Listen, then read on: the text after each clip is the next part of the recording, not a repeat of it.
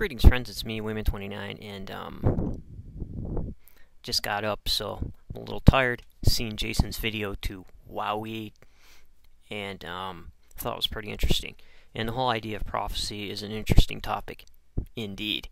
However, usually when belief systems try to find their roots, once again back in Judaism, all kinds of interpretations can be put on the text. This is called pesher. Everybody does it.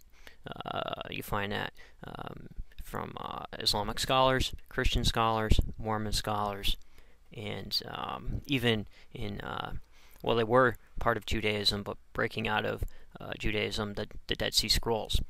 And so, for Jason to do this, it's pretty normal, and for Wowie to try to give the Jewish point of view is pretty normal also. However, sometimes the context is lost in some ways. So what I'd like to do is look at the text of Isaiah. Isaiah, some scholars believe, can be broken up into two or three parts. First Isaiah, I think, runs from Isaiah 1 to 39, excluding chapters 34 and 35. Chapters 34 and 35 are usually coupled with either 3rd Isaiah or 2nd Isaiah, depending on if you split it into three sections. One is pre-exilic, one is exilic, or thereabouts, and the latter, some believe, part 3 from 56 to 66 would be post-exilic literature. And so what we're going to do is kind of look at some of the issues that Jason brings up, and look at some of the contexts in which some of these things happened, and what was going on. So in 714, it's pretty interesting, because debating, depending on your theology, is depending on how you translate this piece of literature. Either you will use the word virgin, or if you're Hebrew, you will use the word maiden. So let's read this text from Hebrew and see where this goes. 7:14, Leiken Yitan Adonai, Hu Leikem Od Hina Ha'alma Hara Veiledet Bain וקראת Shimo Immanuel. Now, based on that, Immanuel, it's kind of funny because Strong's definition of it is Isaiah's son, which goes against some ideas of what some Christian scholars, early Christian scholars, and the Middle Age scholars thought about the text. And what's interesting about it is, I believe that chapter 7 should end in chapter 8:10, because Immanuel is also used in chapter 8:6, I believe, in chapter 8 verse 10. So 3 times in the biblical literature it's used. It's used here in 7:14 in the Hebrew Old Testament, and it's used in 8:6, Isaiah 8:6, and Isaiah 8:10. So what do we do with this? If we include the first part of chapter 8 in with 7, we can see the child is born by the prophetess. He's named a really long name, which is kind of humorous, because you see this also happening in Hosea, where he names his children, or commanded to name his children after puns, or word puns, or events that are happening, because who wants to name their kids, sickness and death? It's kind of humorous. So here the prophetess, Isaiah's wife, gives birth. So some believe, hey, possibly it could be referring to this. Some feel that maybe they're talking about Hezekiah, Ahaz's son.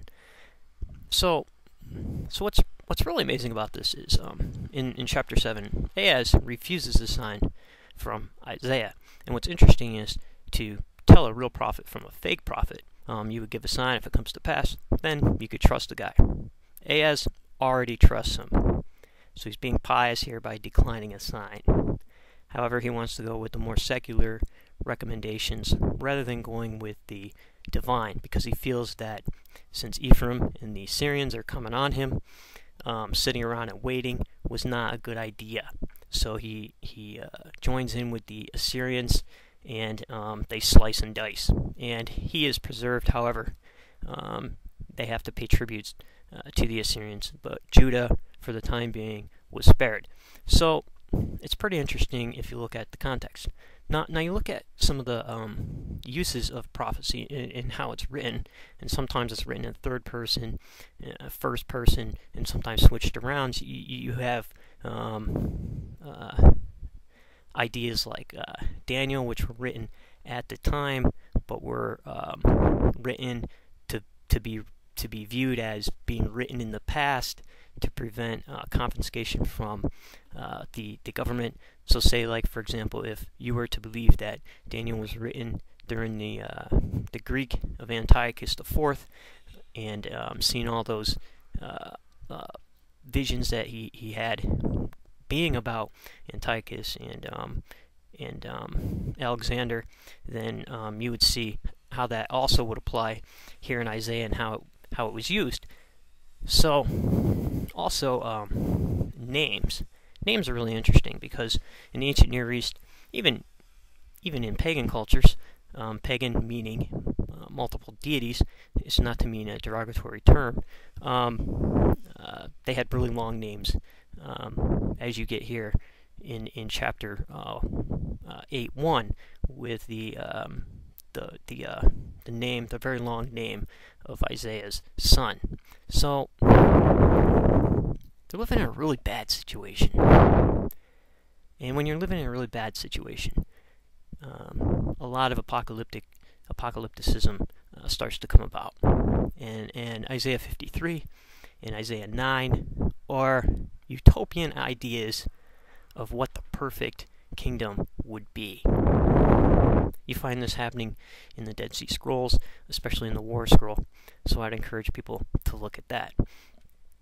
So, if you're a New Testament believer, like the apostles, and you're trying to say your leader is, in fact, this person, you will definitely connect back, as did some of the Old Testament prophets connect back.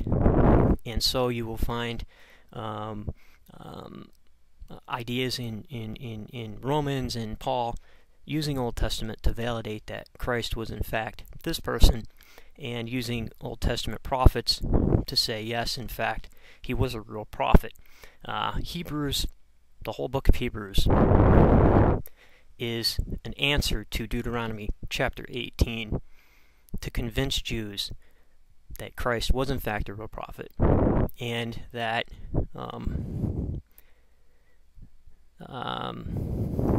they should convert to Christianity. That's all that is.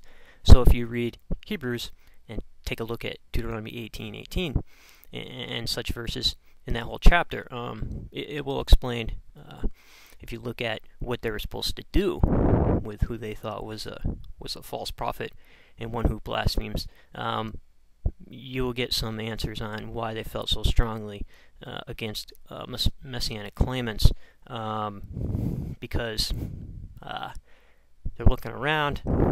This guy's here, he's claiming to be Messiah, or his followers are putting the Messiahship on him, and it is not like the ideal kingdom in Isaiah 53 and in Isaiah 9. So if that does not come to pass, you get people like Peter who wanted to go to war, who's seen that and who's seen Christ as being that, but it was not. So that's why Judaism does not believe that, because they look around them and they say, it is not what the prophet Isaiah said in Isaiah 53. So, some believe that the reference to the suffering servant in Isaiah 53 is Jacob, and we see Jacob being used in place of Israel symbolically in Isaiah 48. So that is the text from Exilic period, 2nd Isaiah.